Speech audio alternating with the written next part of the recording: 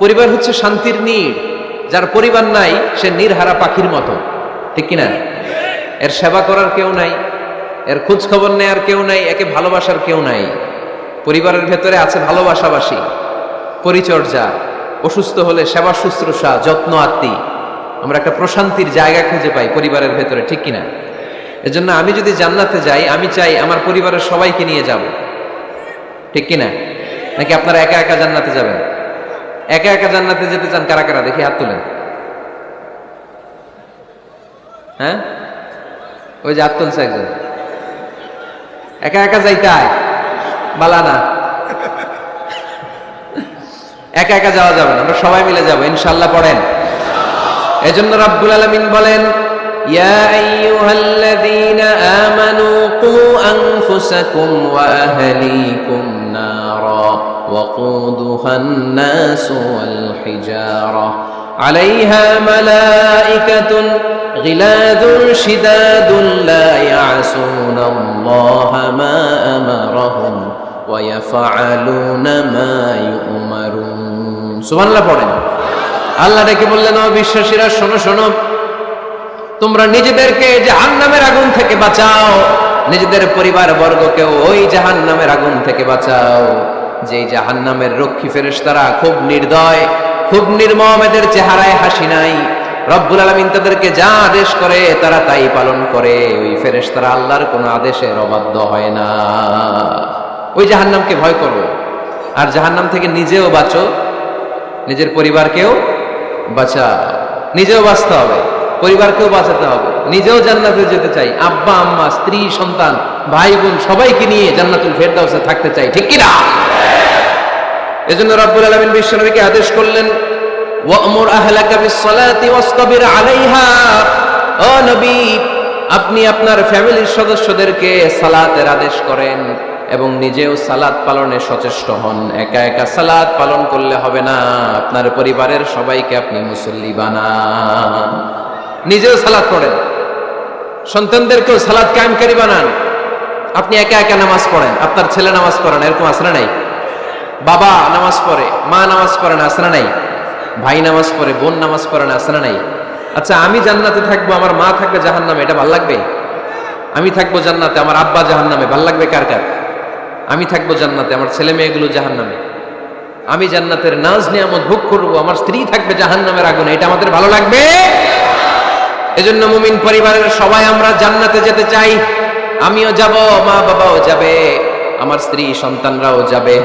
এজন্য রব্বুল আলামিন বিশ্বনবীকে বললেন, নবী নিজেও জাহান্নামের আগুন থেকে বাঁচেন, আপনার পরিবার বর্গকেও জাহান্নামের আগুন থেকে বাঁচান।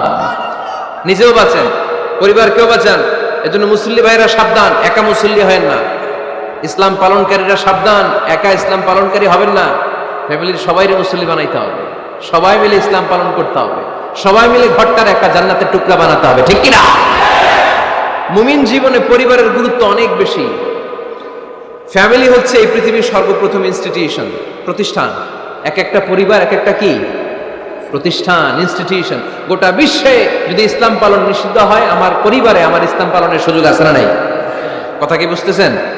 বাংলাদেশে ইসলাম পালন নিষিদ্ধ করে দেওয়া হলো, মসজিদে যাওয়া নিষিদ্ধ করে দেওয়া হলো, তাফসির মাহফিল নিষিদ্ধ করে দেওয়া হলো, জুমার খুতবা নিষিদ্ধ করা হলো, ইসলামের সব অনুশাসন পালনকে রাষ্ট্রীয়ভাবে নিষিদ্ধ করা হলো। কিন্তু আমার পরিবারের ভেতরে ইসলাম পালনের সুযোগ আছে না নাই? আমার বেডরুমের ভিতরে কেউ নিষিদ্ধ করতে পারবে কিছু?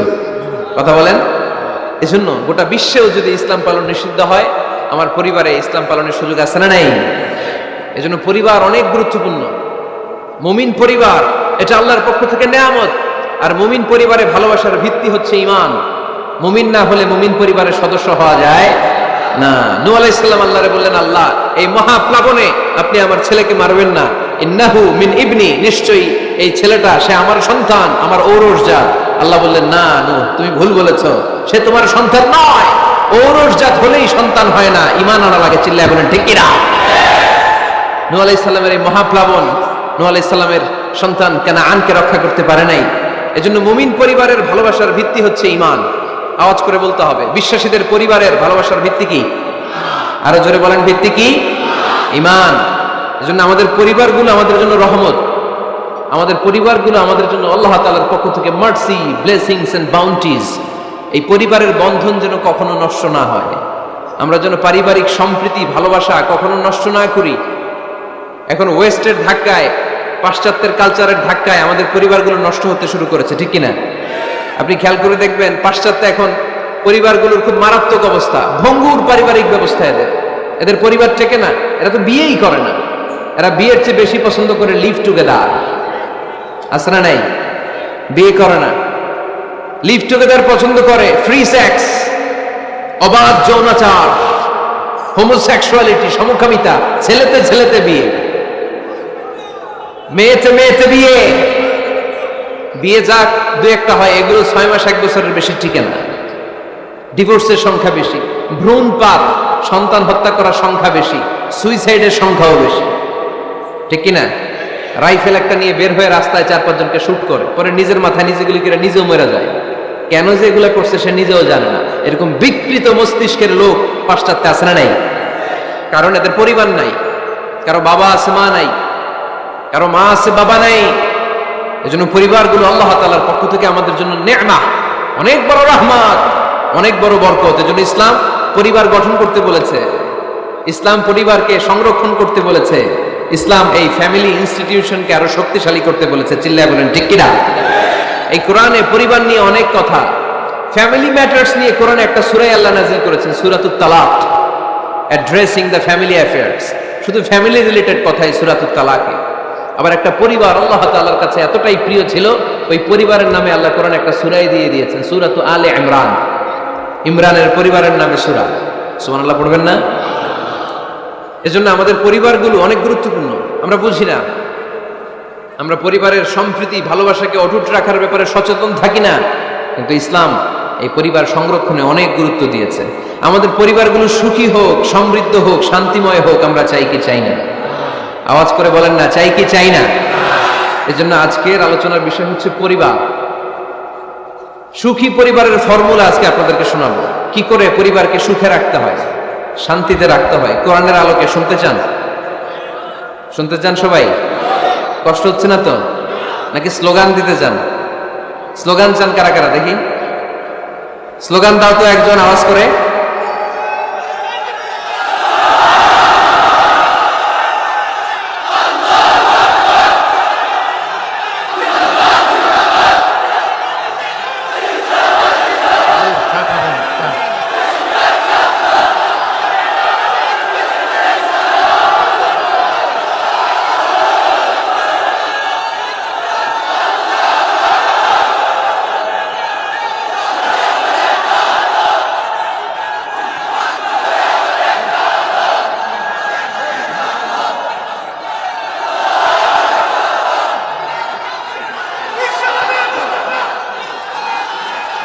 প্যান্ডেল থেকে লোক বাইরে বেশি আছে।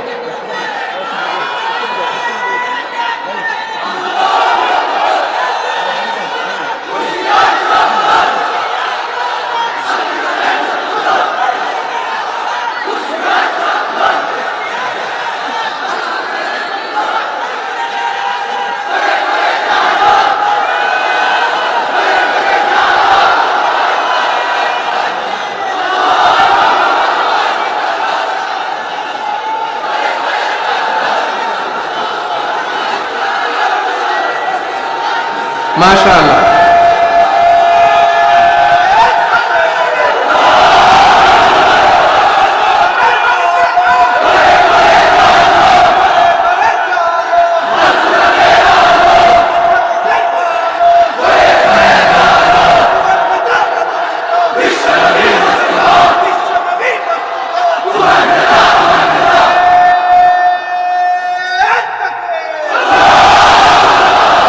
মাশাআল্লাহ, তাবারাকাল্লাহ। আল্লাহ স্লোগানগুলোকে তুমি কবুল করো।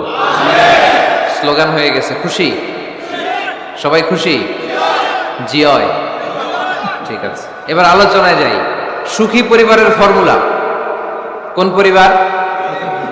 আওয়াজ করে বলেন, আরো জোরে বলেন। সুখী পরিবারের ফর্মুলা কোরআন সুন্নাহর আলোকে আজকে আমরা এটা জেনে যাব, কি করলে আমাদের ফ্যামিলিগুলো সুখী হবে, সমৃদ্ধ হবে। কোরআন থেকে আমরা যদি প্রেসক্রিপশন নেই, তাহলে কোরআন বলে আমাদের ফ্যামিলিগুলোকে সুখী আর শান্তিময় করতে হলে আমাদের ফ্যামিলির ভেতরে একে অপরকে সালাম দেওয়ার প্রচলন বাড়াইতে হবে। কি দিবেন? আওয়াজ করে বলেন, কি দিবেন? فَإِذَا دَخَلْتُمْ بُيُوتًا فَسَلِّمُوا عَلَى أَنفُسِكُمْ تَحِيَّةً مِنْ عِندِ اللَّهِ مُبَارَكَةً طَيِّبَةً। রব্বুল আলামিন বলেন, যখন তোমরা তোমাদের ঘরে ঢুকবা, ঢুকেই পরিবারবর্গকে একে অপরকে সালাম দাও। এটা আল্লাহর পক্ষ থেকে অভিবাদন পদ্ধতি, এটা বরকতময়, এটা পবিত্র। সুবহানাল্লাহ পড়েন। ইদা দাখালতুম বুয়ুতান ফাসাল্লিমু আলা আনফুসিকুম। ঘরে ঢুকেই সালাম দাও। সালাম মানে শান্তি। সালাম দেই না, এজন্য ঘরে শান্তিও নাই। ঠিক কি না? আজকে যে সালাম দেওয়া যাবে না, বাসায় যে ভাবির আগে সালাম দিবেন, পারবেন না? ভাবি আগে দিতে হবে। কে আগে দিবে শুনি? আপনি আগে। তুমি বিয়ে করছো নি? হ্যাঁ, আগে আগে সালাম দিবেন। রাজি আছেন? ঘরে ঢুকেই সালাম। বাবা দিবে ছেলেকে সালাম, ছেলে দিবে বাবাকে সালাম। স্বামী দিবে স্ত্রীকে সালাম, স্ত্রী দিবে স্বামীকে সালাম। ভাই দিবে বোনকে সালাম, বোন দিবে ভাইকে সালাম। সালাম মানে শান্তি। সালাম নাই, এজন্য ঘরেও শান্তি নাই। চিল্লায় বলেন ঠিক কি না? এজন্য আল্লাহ বললেন, তোমার ঘরে যখন তুমি ঢুকবা, ফাইদা দাখালতুম বুয়ুতা ফাসাল্লিমু আলা আনফুসিকুম, তোমরা নিজেদেরকে সালাম দাও। তাহিয়াতাম মিন ইনদিল্লাহ, এটা আল্লাহর পক্ষ থেকে অভিবাদন পদ্ধতি। মুবারাকাতান তাইয়্যিবা, এই সালামের মধ্যে আছে বরকত, এটা পবিত্র। এজন্য ঘরে যদি আমরা সালামের প্রচার প্রসার বাড়াই, আমাদের ঘরগুলোরে শান্তিময় করবে কে? এটা হচ্ছে নিজেদের ঘর। নিজেদের ঘরে ঢুকলাম, সালাম দিলাম। অন্যের ঘরে তার সালাম টালাম লাগবে না, না? অন্যের ঘরেও লাগবে। সে আদেশ কোরআনের ভেতরে আছে না নাই? রব্বুল আলামিন বলেন, ইয়া আইয়ুহাল্লাযীনা আমানু লা তাদখুলু বুয়ুতান গায়রা বুয়ুতিকুম হাত্তা তাস্তানিসু ওয়া তুসাল্লিমু আলা আহলিহা। সুবহানাল্লাহ পড়েন। আল্লাহ রেখে বললেন, ও ঈমানদার, ও বিশ্বাসীরা, অন্যের ঘরে যখন তোমরা প্রবেশ করবা, খবরদার প্রবেশ করার আগে অনুমতি নিয়ে নাও। অনুমতি নেওয়ার পাশাপাশি ঘরে ঢোকার আগে সালাম দিয়ে দাও। সুবহানাল্লাহ পড়ে। তাহলে নিজের ঘরে ঢুকি আর অন্যের ঘরে ঢুকি, ঢুকে কি দিব?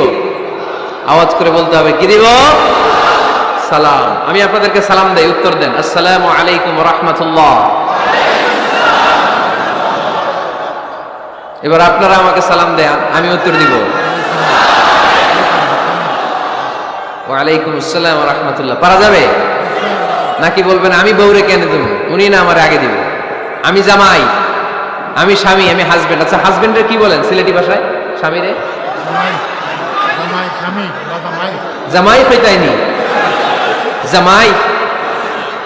তো জামাই আগে দিবে না বউ আগে দিবে? হ্যাঁ বলেন, আমি আগে দিব। কে আগে দিবে? আমি। আগে আগে সালাম দেন। আল্লাহর হাবিব সাল্লাল্লাহু আলাইহি ওয়াসাল্লাম বললেন, সহিহ মুসলিমের বর্ণনা, সহিহ মুসলিমের বর্ণনা, আওয়ালা আদুল্লুকুম আলা শাইইন ইযা ফাআলতুমুহু তাহাবাবতুম। আল্লাহর হাবিব বললেন, আমি কি তোমাদেরকে এমন একটা ফর্মুলা শিখাইয়া দিব না, এই ফর্মুলা যখন তোমরা অ্যাপ্লাই করবে, তোমাদের মধ্যে পারস্পরিক ভালোবাসা বাড়িয়ে দিবে কে? সাহাবীরা বললেন, ইয়া রাসূলুল্লাহ, অবশ্যই আপনি আমাদেরকে শিখাইয়া দেন। কোন সেই ফর্মুলা, যেই ফর্মুলা অ্যাপ্লাই করলে আমাদের মধ্যে ভালোবাসা বেড়ে যাবে? আল্লাহর হাবিব বললেন, আফশুস সালামা বাইনাকুম, নিজেরা নিজেদের মধ্যে সালামের প্রচার করো, প্রসার করো। দেখা হলে একে অপরকে তোমরা বেশি বেশি সালাম দাও। আফশুস সালামা বাইনাকুম, নিজেরা নিজেদের মধ্যে সালাম দাও। সালাম নাই ফলে ভালোবাসা নাই, সালাম নাই ফলে আমার ঘরে শান্তি নাই। তাহলে ঘরে শান্তি আনার এক নম্বর ফর্মুলা হচ্ছে সালাম। চিল্লায় বলতে হবে সোজানগরের ভাইরা, এক নম্বর ফর্মুলার নাম কি? সালাম। সাইয়েদনা আদম আলাইহিস সালামকে যখন আল্লাহ তাআলা বানালেন, বানানোর পরে আল্লাহ বলেন না আদম সিজদা করো, আদম কোরআন তেলাওয়াত করো, আদম জিকির করো, আদম তাসবিহ পড়ো, না। আল্লাহ প্রথম যে আদেশটা দিয়েছেন সেটা হচ্ছে সাল্লিম, আদম সালাম দাও। আদম কি দাও? সালাম দাও। আল বাদিউ বিসসালামি বারিউম মিনাল কিবর, আগে আগে যে সালাম দেয় তার অন্তর থেকে অহংকার উঠিয়ে নেয় কে? আমাদের অন্তরে অহংকার আছে না নাই? যাদের অন্তরে বেশি বেশি অহংকার, তার আমরা বেশি বেশি সালাম দিব। আমাদের হৃদয়টাকে অহংকার মুক্ত করে দিবে কে? সেই বুখারীর বর্ণনা, লাম্মা খালাকাল্লাহু আদম ওয়া কানা তুলুহু 60 যিরাআন, রব্বুল আলামিন সাইয়েদনা আদম আলাইহিস সালামকে যখন তৈরি করলেন 60 হাত লম্বা করে বানালেন, আবার আমরাও যারা জান্নাতের ভেতরে ঢুকবো আমাদেরকেও সেদিন 60 হাত লম্বা করে বানিয়ে দিবেন কে? কয় হাত লম্বা হয়ে ঢুকবেন জান্নাতে? 60 হাত। সাইয়েদনা আদম আলাইহিস সালামকে যখন আল্লাহ তাআলা বানালেন, বানিয়ে আল্লাহ তাআলা প্রথম যে আদেশটা করলেন সেটা হচ্ছে সাল্লিম, আদম সালাম দাও। কি দাও? সাল্লিম আলা উলাইকান নাফার, এই ফেরেশতাদের এই দলটাকে সালাম দাও। কারণ ইবলিস অহংকারের কারণে সে হয়েছে জাহান্নামী। আল্লাহ চেয়েছেন আমার আদম যেন অহংকারী না হয়, এজন্য আগে আগে সালাম দেওয়া শিখাই দিলেন। চিল্লায় পড়েন আল্লাহু আকবার। আগে যে সালাম দেয় তার হৃদয় থেকে অহংকারকে আল্লাহ মুক্ত করে দেয়, এজন্য আগে সালাম দিবেন। মুরব্বীরা বসে থাকবেন না যে বাচ্চাটা আমার আগে দিবে। অনেক মুরব্বীরা এরকম করে যে আমি দেবো কেন, আমি তো মুরব্বী, ছোটরা আমারে দিবে, এরকম আছে না নাই? আপনি দেন না। আপনি কয়েকদিন দিতে দিতে লজ্জায় পড়ে বাচ্চাটাও আপনারা সালাম দিতে শুরু করবে, ঠিক কিনা? আপনি আপনার স্ত্রীকে কয়েকদিন দিয়ে দেখেন না, কয়েকদিন দিয়ে দেখেন, দেখবেন কয়েকদিন পরে আপনার স্ত্রীও আপনাকে সালাম দিতে শুরু করবে, ঠিক কিনা? এজন্য ফ্যামিলিতে সুখ শান্তি আনার প্রথম মাধ্যম হচ্ছে সালাম। প্রথম মাধ্যম কি? সালাম দিন আর সালামতে থাকুন। সালাম দিন আর কিসে থাকুন? সালামতে থাকুন। জান্নাতে যখন জান্নাতীরা যাবে, জান্নাতীদেরকে বারবার সালাম দেয়া হবে। প্রতিটা গেটেই ফেরেশতারা সালাম দিবে। চিল্লায় পড়েন আল্লাহু আকবার। ফেরেশতারা বলবে সালামুন আলাইকুম তিবতুম ফাদখুলুহা খালিদিন। ও জান্নাতীরা আসেন, বসেন, আল্লাহর পক্ষ থেকে আপনাদের জন্য সালাম। ওয়া তাহিয়াতুহুম ফিহা সালাম। জান্নাতের অভিবাদন পদ্ধতির নাম হচ্ছে সালাম। জান্নাতীরাও একে অপরকে সালাম দিবে। সুবহানাল্লাহ পড়েন। জান্নাতে ঢুকলেই সালাম, জান্নাতে বসলেই সালাম, জান্নাতে একে অপরের সাথে দেখা হলেই সালাম। তাই যারা ঘরের ভিতরে জান্নাতি আমেজ উপভোগ করতে চান তারা একে অপরকে সালাম দিবেন। রাজি আছেন? সালাম দিন আর সালামতে থাকুন। ঘরে যারা জান্নাতি সুখ অনুভব করতে চান তারা সালাম দিবেন। তাহলে আজকে থেকে ঘরে সুখ সমৃদ্ধি আর শান্তি ফিরিয়ে আনার প্রথম ফর্মুলা আমরা জানলাম সালাম। চিল্লায় বলেন প্রথম ফর্মুলা কি? মনে থাকবে না ভুলে যাবেন? বাসায় যে আজকে সালাম দেয়া যাবে? সবাই পারবেন? মাশাআল্লাহ। 1 নম্বর পয়েন্ট শেষ। ঘরে শান্তি রাখার, রহমত রাখার 2 নম্বর পদ্ধতি হচ্ছে ঘরে ছবি টাঙিয়ে রাখবেন না। ছবি না, বিয়ের ছবি টাঙিয়ে রাখবেন না। মৃত আব্বা আম্মার ছবি বাধাই করে টাঙিয়ে রাখবেন না। নেতা নেত্রীর ছবিও টাঙিয়ে রাখা যাবে না, এটা নিষেধ। রহমতের ফেরেশতারা আসে না, ঘরে ঢুকে না। ইন্নাল মালাইকাতা লা তাদখুলু বাইতান ফিহি তামাসিল ওয়া সূরা। যে ঘরে মূর্তি আছে আর ছবি টাঙিয়ে রাখে ওই ঘরে রহমতের ফেরেশতা প্রবেশ করে না। তো ঘরে যে রহমত নাই, শান্তি নাই, আপনি রহমতের ফেরেশতা ঢুকার ব্যবস্থাই তো রাখেন নাই। এত রহমত নিয়ে আসতে চায় কিন্তু ঢুকতে পারেন না, ওই যে ছবি টাঙিয়ে রাখছেন। এজন্য সুজানগরের ভাইয়েরা, আমাদের সুজানগরে যদি কারো ঘরে বিয়ের ছবি, আব্বা আম্মার ছবি, ফ্যামিলি গ্রুপ ছবি বা নেতা নেত্রীর ছবি থাকে, আজকে খুলে ফেলা যাবে না? খুলে ফেলা যাবে মুসলমান? খুলে ফেলবেন। হ্যাঁ, আপনি ফ্যামিলি গ্রুপ ছবি রাখতে পারেন। আব্বা আম্মা ভাই বোন সবাই মিলে একটা গ্রুপ ছবি তুললে স্মৃতির জন্য রাখা যায়। এটা অ্যালবাম বন্দি করে রাখবেন, মাঝে মাঝে দেখবেন। দেখলে মৃত্যুর কথা স্মরণ হয়। আয় রে, 10 বছর আগের ছবিটা দেখলে কি কুচকুচে কালো দাড়ি ছিল আমার, এখন সাদা হয়ে গেছে, ঠিক কিনা? তখন বুঝবেন যে মৃত্যুর দিকে আমি এগিয়ে যাচ্ছি। এই দুনিয়াটা ক্ষণিকের, একটা ধোঁকা, একটা মরিচিকা, একটা লোভ আর লালসার পেছনে আমরা ছুটে বেড়াচ্ছি। ধোঁকা। আসল জীবন কবরের জীবন। আওয়াজ করে বলতে হবে, ঠিক কিনা? একদিন মাটির ভেতরে হবে ঘরে মন আমার, কেন বাঁধো দালান ঘর রে মন আমার, কেন বাঁধো দালান ঘর। প্রাণ পাখি উড়ে যাবে পিঞ্জর ছেড়ে,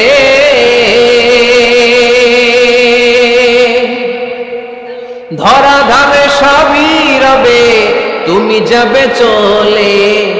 বন্ধু বান্ধব যত মাতা পিতা দ্বারা সুত, বন্ধু বান্ধব যত মাতা পিতা দ্বারা সুত, সবই হবে তোমার পরে মন আমার, কেন বাঁধো দালান ঘর। একদিন মাটির ভেতরে হবে ঘরে মন আমার, কেন বান্ধ দালান ঘর? ঠিক কিনা? পুরাতন ছবির অ্যালবামগুলো খুললে মৃত্যুর কথা স্মরণ হয়। আহা, দাদা পাশে বসা ছিল, আজকে দাদা নাই। নানারা নিয়ে একটা ছবি তুলে অ্যালবামে রাখছিলাম, আজকে নানা নাই। বাবার সাথে ছবি ছিল, আজ বাবা নাই। মৃত্যুর কথা স্মরণ আছে না নাই? প্রয়োজনে আব্বা আম্মার সাথে বা নিজেদের ফ্যামিলি গ্রুপ পিকচার তুলতে পারবেন, এটা অ্যালবাম বন্দি করে রাখেন, কিন্তু টাঙিয়ে রাখা যাবে? রাখবেন আপনারা? রাখবেন না। অনেকে কুকুরের শো পিস কিনে, কুকুরের, বিড়ালের, কুমিরের শো পিস কিনে শো কেসে সাজিয়ে রাখে, আছে না নাই? সুজানগরে বোধহয় এগুলো নাই, তাই না? হ্যাঁ, সুজানগরে এগুলো আছে না? এগুলো আপনি রাখতে পারবেন না, এগুলো রাখবেন না। ইন্নাল মালাইকাতা লা তাদখুলু বাইতান ফিহি তামাসিল ওয়া সূরাহ, যেই ঘরে ছবি টাঙিয়ে রাখা হয়, মূর্তি সাজিয়ে রাখা হয়, আল্লাহর রহমতের ফেরেশতারা ওই ঘরে কঠিন কালেও প্রবেশ করে না। তবে ছোট্ট মেয়েদেরকে পুতুল কিনে দেয়া যায়। কাদেরকে? কথা বলেন। ছোট্ট মেয়েদেরকে দেখবেন ওরা পুতুলকে বাচ্চার মতো আদর করে, এটার দুধ খাওয়ায়, এটার জন্য রান্না করে, গোসল করায়, আছে না নাই? আম্মা জান আয়েশা রাদিয়াল্লাহু তাআলা আনহা পুতুল নিয়ে খেলা করতেন। নারীদের, ছোট্ট মেয়েদের জন্য এটা জায়েজ রাখা হয়েছে এই কারণে, কারণ কিছুদিন পরেই তারা মা হতে চলেছে, ঠিক কিনা? কেমন করে বাচ্চা কাচ্চা লালন পালন করবে, কেমন করে আমাদের আগামী প্রজন্মকে তারা গড়ে তুলবে, ওইটার একটা প্রশিক্ষণ খেলার মাধ্যমেই ছোটবেলায় যেন তাদের হয়ে যাবে। এজন্য ছোট্ট মেয়েদের জন্য পুতুল দিয়ে খেলাকে শরিয়ত জায়েজ রেখেছে। চিল্লায় পড়েন সুবহানাল্লাহ। কত সুন্দর আমাদের ইসলাম, check and balance, check and balance. কিন্তু ছবি টাঙিয়ে রাখা যাবে না। কুকুরের শোপিস, কুমিরের শোপিস শোকেসে সাজিয়ে রাখা যাবে, শান্তি আসবে না ঘরে, জাহান্নামের টুকরা হয়ে যাবে ঘর। ঘরের ভেতরে গিটার রাখা যাবে না। গিটার চেনেন? হারমোনিয়াম রাখা যাবে না। ঢোল তবলা, বাজারে ঢোল বাজারে বাঁশি, আছে না নাই? ঢোল রাখতে পারবেন না। বংশী বাজায় কে রে সখী, বংশী বাজায় কে? বংশী রাখা যাবে না। বংশী মানে বাঁশি। এই বাঁশি, ঢোল, তবলা, হারমোনিয়াম, গিটার, এগুলো যদি ঘরে থাকে রহমতের ফেরেশতা ঢুকে না। আল্লাহ হাবিব সাল্লাল্লাহু আলাইহি ওয়াসাল্লাম বলেছেন, বুইসতু লিউকাসসিরাল মাযামির, ঢোল, বাদ্য, হারমোনিয়াম, তবলা এগুলোকে ভেঙে মাটির সাথে চুরিয়ে দেওয়ার জন্য আমি বিশ্বনবী আগমন করেছি। চিল্লায় বলেন ঠিক কিনা? এজন্য আল্লাহর হাবিব বললেন, ইন্নাল মালাইকাতা লা তাদখুলু বাইতান ফীহি তামাসিল ওয়া সূরাহ। মুসনাদে আহমদ ইবনে হাম্বলের হাদিস। আল্লাহর রহমতের ফেরেশতারা ওই সমস্ত ঘরে কশিন কালেও প্রবেশ করে না যেই ঘরে ছবি টাঙানো আছে আর আছে মূর্তি। কথা বুঝতে পেরেছেন? তাহলে এগুলো রাখা যাবে না। হিন্দি সিরিয়াল দেখা যাবে না, ঠিক কিনা? এমনও ফ্যামিলি আছে বাবা ছেলে একসাথে বসে হিন্দি সিরিয়াল দেখে, ইন্ডিয়ান নায়িকাদের কোমর দুলানো ডান্স দেখে, আছে না নাই? সিরিয়ালের জন্য পাগল এদেশের মেয়েরা। আলহামদুলিল্লাহ, এদের মধ্যে এখন পরিবর্তন হইতেছে। এরা এখন ওয়াজ দেখা শুরু করতেছে, ঠিক কিনা? তার মানে তাফসির মাহফিলগুলোর সফলতা আছে না নাই? আছে, আল্লাহর মেহেরবানি। অনেক বোনরা বলে, হুজুর আগে সিরিয়াল দেখতাম, এখন ওয়াজ দেখি। আলহামদুলিল্লাহ করবেন না? হিন্দি সিরিয়াল দেখবেন না, অশ্লীল নাটক দেখবেন না। টেলিভিশনে হিন্দি সিরিয়াল, হিন্দি সিনেমা, অশ্লীল নাটক দেখলে রহমতের ফেরেশতারা ওই ঘরে প্রবেশ করে। তাহলে কি দেখবেন? টিভিতে কি দেখবেন বলেন? হ্যাঁ, ফিতা দেখতে হয়, ওয়াজ দেখতে হয়নি। আচ্ছা, টিভিতে আপনারা ইসলামিক প্রোগ্রামগুলো দেখবেন। রমাদানে অনেক ইসলামিক প্রোগ্রাম করে টেলিভিশন চ্যানেলগুলো, এগুলো দেখবেন। সৌদি আরবের সরাসরি লাইভ প্রোগ্রাম, এগুলো দেখবেন। জিওগ্রাফিক্যাল চ্যানেল আছে, দেখবেন। অ্যানিমেলস কিংডম দেখবেন। আফ্রিকার জঙ্গলে কত ধরনের প্রাণী পাওয়া যায়, সাগরের অতল গহ্বরে কি ধরনের মাছ আল্লাহ সৃষ্টি করে রেখেছে, সি ওয়ার্ল্ড আমরা জানি না, সাগরের অতল গহ্বরের রাজ্য কেমন। অ্যানিমেলস কিংডম আর জিওগ্রাফিক্যাল চ্যানেল, এগুলো দেখবেন। টক শো দেখতে পারেন, নিউজ দেখতে পারেন। এমন প্রোগ্রামগুলো দেখেন যেগুলো শিক্ষণীয়, নিজেকে জ্ঞানী ও আলোকিত করে গড়ে তুলতে সহায়তা করে, এমন প্রোগ্রামগুলো দেখবেন। আওয়াজ করে বলেন ঠিক কিনা? এর বাইরে হিন্দি সিরিয়াল, নাচানাচি, রূপবানে নাচে কোমর দুলায়া, আছে না নাই? ফেরেশতারা বলবে তো করে পিটামু আমরা ঝুলায়া। এগুলো দেখা যাবে, তাহলেই শান্তি আসবে। তাহলে সালামের পরে 2 নাম্বার যে ফর্মুলা জানলাম, ছবি টাঙিয়ে রাখা যায় না, ঘরে মূর্তি, কুকুরের মূর্তি শোপিস রাখা যায় না, হিন্দি সিরিয়াল, অশ্লীল নাটক, গান বাজনা এগুলো ঘরে দেখা যাবে না। এগুলো দেখলে আল্লাহর রহমত ঘরের ভেতরে প্রবেশ করবে না। মনে থাকবে সবার? মনে থাকবে তো? আওয়াজ করে বলেন না। 3 নাম্বার, ঘরে মাঝে মাঝে নামাজ পড়বেন। ঘরে মাঝে মাঝে কি করবেন? সহিহ মুসলিমের হাদিস, আল্লাহ রাসূল সাল্লাল্লাহু আলাইহি ওয়াসাল্লাম বলেছেন, তোমরা মসজিদে ফরজ নামাজের পরে ঘরের জন্য কিছু সুন্নাহ আর নফল নামাজ রেখে দিও, কারণ যারা সুন্নাহ আর নফল নামাজ ঘরে পড়ে আল্লাহ তাআলা তাদের ঘরটাকে বরকত দিয়ে পূর্ণ করে দেয়।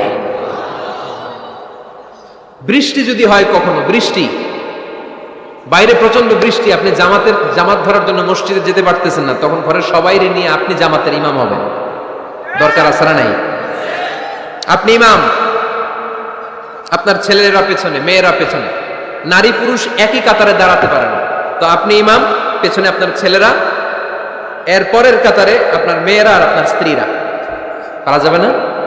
ছেলে মেয়ে যদি না থাকে, হুজুর আমি আর সে টোনাটুনি সংসার, তাহলে টোনা দাঁড়াবে সামনে, টুনি দাঁড়াবে পেছনে, একসাথে দাঁড়ানো যাবে? আমি আর আজকে সভাপতি লিয়াকত ভাই দুজনে মিলে যদি জামাত করি, একসাথে দাঁড়ানো যাবে। আমি এদিকে, লিয়াকত ভাই আমার ডানে, ঠিক কিনা? কিন্তু টোনা টুনি যদি দাঁড়ায়, টোনা দাঁড়াবে সামনে, টুনি দাঁড়াবে বরাবর পিছনে। মাসালা বুঝতে পেরেছেন? The family that prays together stays together. যে ফ্যামিলি একসাথে নামাজ পড়ে, ওই ফ্যামিলি টিকে থাকে বহুদিন, ঠিক কিনা? I repeat, the family that prays together stays together. যে পরিবার একসাথে সালাত আদায় করে ঘরে, এই পরিবারগুলো ভাঙে না। এই পরিবারের ডিভোর্সের কথা শুনবেন না। এই পরিবারে আছে শুধু শান্তি আর শান্তি। চিল্লায় বলেন ঠিক কিনা? তাহলে 3 নম্বর ফর্মুলা সুজানগরবাসীদের জন্য যেটা আমি শোনালাম, ঘরে জামাতে সালাত পড়বেন। বৃষ্টি, জামাতে যেতে পারতেছেন না, সবাই নিয়ে আপনি ইমামতি করেন। অথবা তাহাজ্জুদের সময়, বাচ্চাদের ডিসেম্বর মাসে প্রায় অফ থাকে না? কথা কয় না? ডিসেম্বর মাসে ছুটি আছে না নাই?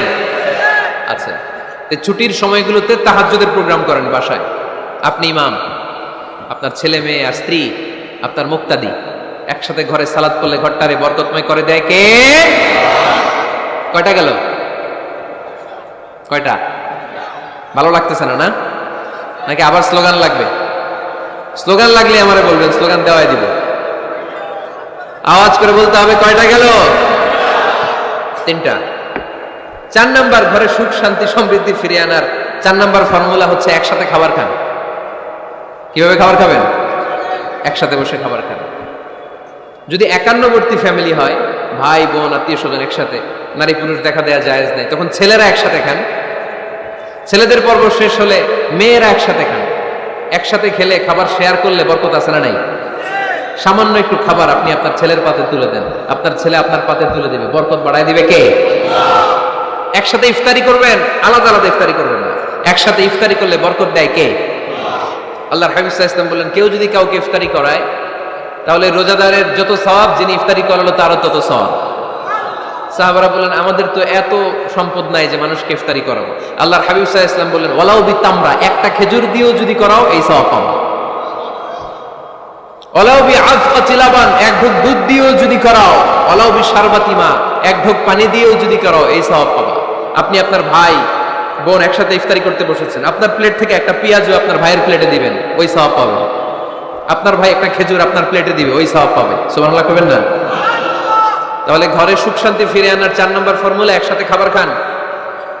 একসাথে খাবার খেলে হৃদ্যতা বাড়ে, সম্পর্ক বাড়ে। খাবার শুরু করবেন বিসমিল্লাহির রহমানির রহিম দিয়ে। কি দিয়ে? কোন হাতে খাবেন? বা হাতে, তাই না? চিল্লায় বলেন, কোন হাতে? ডান হাতে। বিসমিল্লাহ বলে খাওয়া শুরু করবেন, ডান হাতে খাবেন। খাওয়া শেষে পড়বেন আলহামদুলিল্লাহ।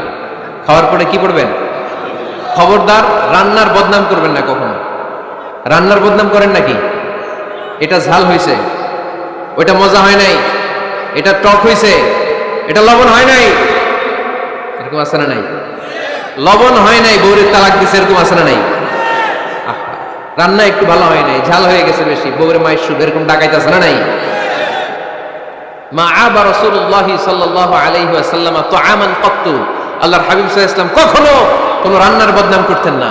ইনিশতাহাহু আকালাহু, বুখারীর বর্ণনা। ভাল লাগলে খেতেন, ভাল লাগতেছে আরো খেতেন, আরো খেতেন।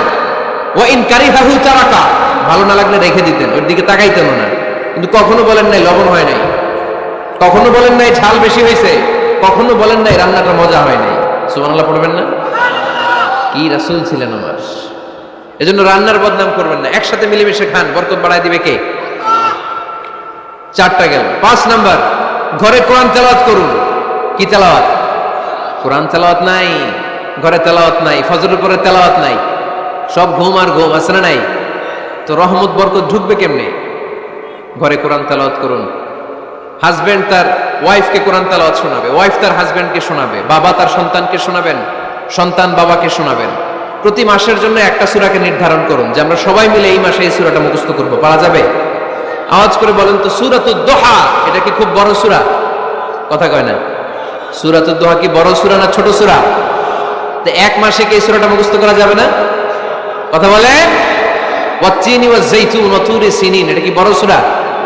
এক মাসে পারা যাবে না? প্রতি মাসের জন্য একটা করে সূরা নির্ধারণ করুন। তাহলে 12 মাসে কয়টা সূরা? আওয়াজ করে বলতে হবে, 12টা সূরা।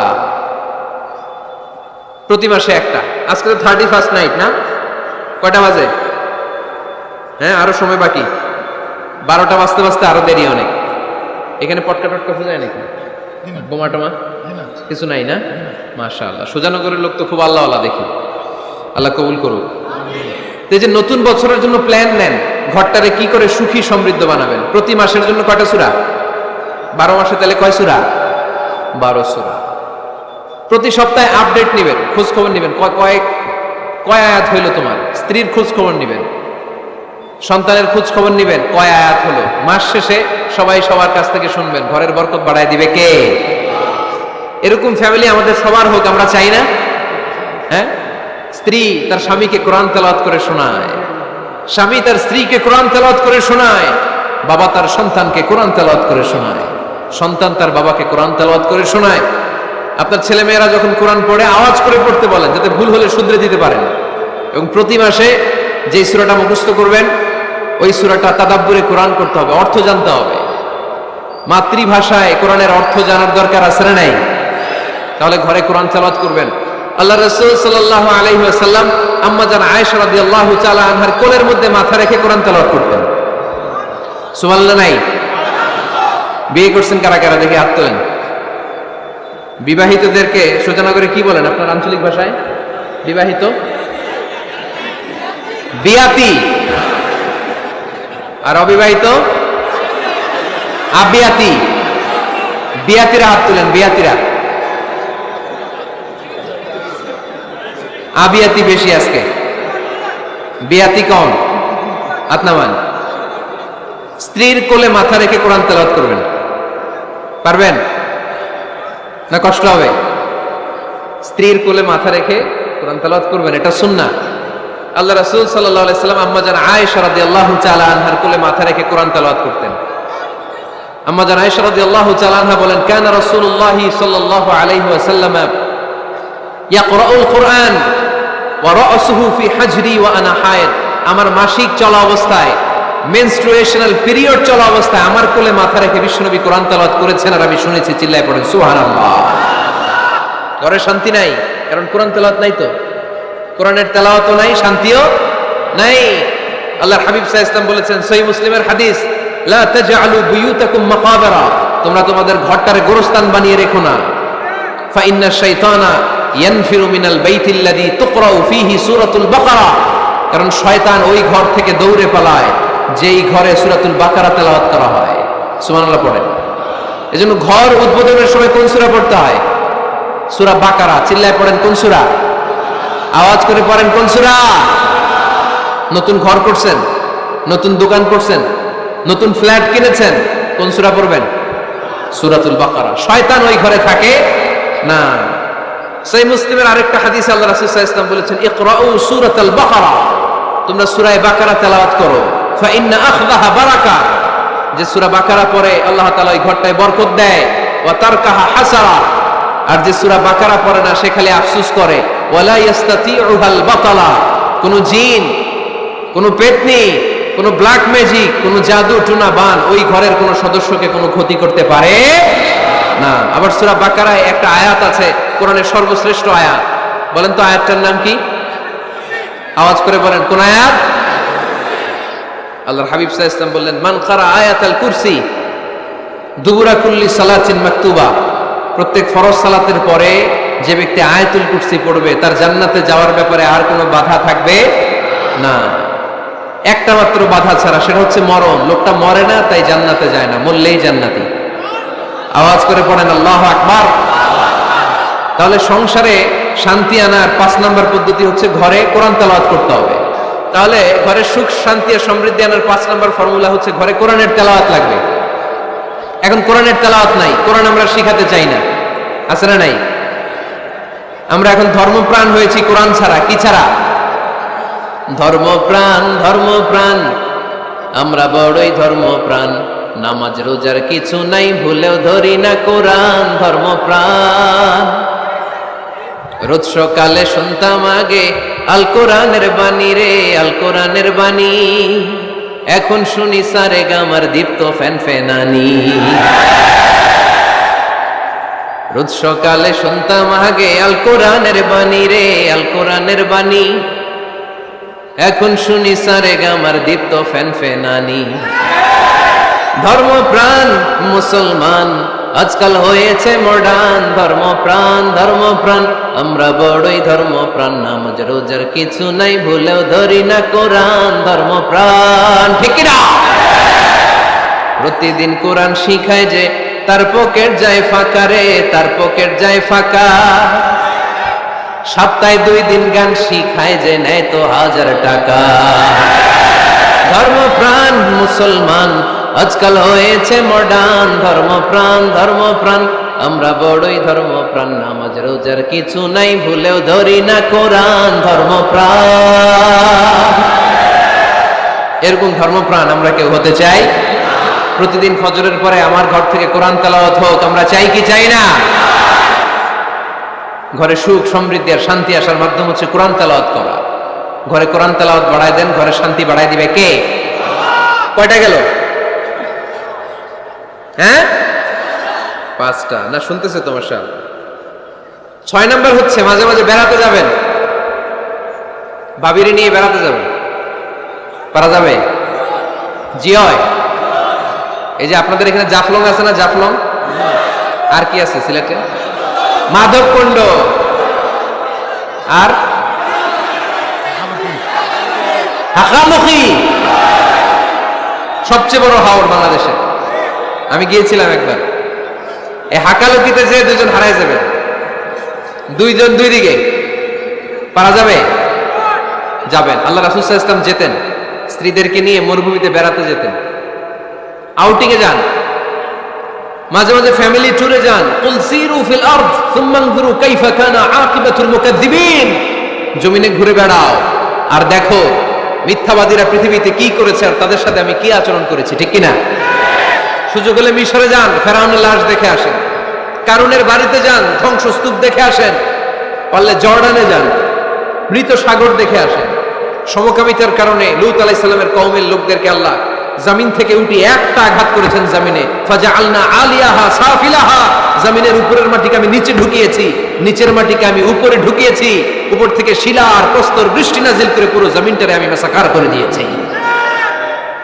ওইখানে এখন ডেড সি, লোহিত সাগর, মৃত সাগর। ওখানে কোনো মাছ জন্মায় না, কোনো কাঁকড়া জন্মায় না, ব্যাঙ জন্মায় না, কিচ্ছু জন্মায় না। লবণের ডেনসিটি, ঘনত্ব এত বেশি, ওখানে কোনো মানুষ ডুবেও না। গজবের জায়গা, সুযোগ হলে দেখে আসেন। টাকা পয়সা ভালো থাকলে সময় হলে প্রায়ই ফ্যামিলি মেম্বারদেরকে নিয়ে উমরায় যান। কই যাবেন? উমরায় যান। নবদম্পতি যারা বা রিসেন্টলি তোমরা যারা বিয়ে করতে যাচ্ছ, you are going to be a new couple, পারলে তোমাদের হানিমুনটা উমরায় সেরে ফেলো। পারা যাবে না? স্বামী স্ত্রী 2 জনে মিলে মক্কায় চলে যাও, আল্লাহর ইবাদত, আল্লাহর ঘরে সিজদা দিয়ে নতুন জীবনটাকে নতুন ভাবে শুরু করো। বরকত দিবে কে? তাহলে ঘরে বা ফ্যামিলিতে সুখ সমৃদ্ধি নিয়ে আসার 6 নম্বর মাধ্যম হচ্ছে আউটিং এ যাওয়া, মাঝে মাঝে বেড়াতে যাওয়া। আল্লাহ রাসূল সাল্লাল্লাহু আলাইহি ওয়াসাল্লাম বেড়াতে যেতেন, সফরে স্ত্রীদেরকে নিয়ে যেতেন। সহিহ বুখারীর বর্ণনা, কানা রাসূলুল্লাহ সাল্লাল্লাহু আলাইহি ওয়াসাল্লাম ইযা আরাদা সাফারান আকরা বাইনা আজওয়াজিহি। আল্লাহ রাসূল সফর করলে কোন স্ত্রীকে নিয়ে যাবেন তিনি স্ত্রীদের নাম লিখে লটারি করতেন। সুবহানাল্লাহ নাই? কি করতেন? কোরআ, আরবিতে বলে কোরআ, বাংলায় বলে লটারি। এই লটারি জায়েজ, এই লটারি জায়েজ আছে। স্ত্রীদের নাম লিখে কোরআ করতেন, লটারি। যার নাম আসতো তাকে নিয়ে আল্লাহর হাবিব সাল্লাল্লাহু আলাইহি ওয়াসাল্লাম সফরে বেরিয়ে যেতেন। সফরে স্ত্রীদের সাথে দৌড়াদৌড়ি করতেন। সুবহানাল্লাহ পড়বেন না? আম্মা জান আয়েশা রাদিয়াল্লাহু তাআলা আনহাকে আল্লাহর হাবিব সাল্লাল্লাহু আলাইহি ওয়াসাল্লাম এত ভালোবাসতেন, আল্লাহর হাবিব সাল্লাল্লাহু আলাইহি ওয়াসাল্লাম বলতেন, আয়েশা চলো দৌড়াদৌড়ি করি। ওই যে দেখা যায় খেজুর গাছ, চলো কে কার আগে যেতে পারে। দুইজন দৌড়ালেন। বিয়ের প্রথম দিকে আম্মা জান আয়েশা রাদিয়াল্লাহু তাআলা আনহা ফার্স্ট হয়ে গেলেন, কারণ তখন তিনি চিকন ছিলেন, এত মোটা ছিলেন না। আবার অনেক বছর পরে আরেক সফরে যখন আম্মা জান আয়েশা সফরে লটারিতে নাম আসলো, ওই সফরে আবার আল্লাহর হাবিব সাল্লাল্লাহু আলাইহি ওয়াসাল্লাম বললেন, আয়েশা চলো আজকেও দৌড়াদৌড়ি করি। দুইজন দৌড় দিলেন। এবার আর আম্মা জান আয়েশা রাদিয়াল্লাহু তাআলা আনহা জিততে পারলেন না, যেহেতু মোটা হয়ে গেছেন। আল্লাহ রাসূল সাল্লাল্লাহু আলাইহি ওয়াসাল্লাম দৌড়ে গাছ ধরে ফার্স্ট হয়ে গেলেন। সুবহানাল্লাহ পড়েন। আম্মা জান আয়েশা এবার রাগ করে বসে আছেন। আল্লাহর হাবিব সাল্লাল্লাহু আলাইহি ওয়াসাল্লাম বললেন, হাযিহি সাবকাতু বিতিলক, ওই যে কয়েক বছর আগে আয়েশা একদিন রাতে তুমি আমারে হারায় দিছিলা, আজকে তোমারে হারায় ওটার প্রতিশোধ তুলে নিলাম। সুবহানাল্লাহ পড়তে পারলেন না? কি ভালোবাসাবাসী ছিল, কি খুনসুটি ছিল, কি আদর্শ আগের সমৃদ্ধ সুখী শান্তির একটা সংসার ছিল বিশ্বনবী সাল্লাল্লাহু আলাইহি ওয়াসাল্লামের। তিনি স্ত্রীদের সাথে খোশ গল্প করতেন, বিনোদন করতেন, হাসি ঠাট্টা করতেন। তবে এই বিনোদন ছিল সুস্থ বিনোদন, এই রসিকতা ছিল সুস্থ রসিকতা, ঠিক কিনা? আমরা এটা করতে চাই না। অনেকের চেহারা, আমাদের চেহারার মধ্যে কোনো হাসি নাই, খালি রাগ আর রাগ, আছে না নাই? অনেকে দেখবেন 5 বছরও একবারও হাসে নাই। সুজানগরে আলহামদুলিল্লাহ এরকম নাই। সুজানগরে এই যে সবাই হাসতেছে, সবার মুখে হাসি। হাসবেন, মুচকি হাসবেন, মুচকি হাসি দেওয়া সুন্নাত।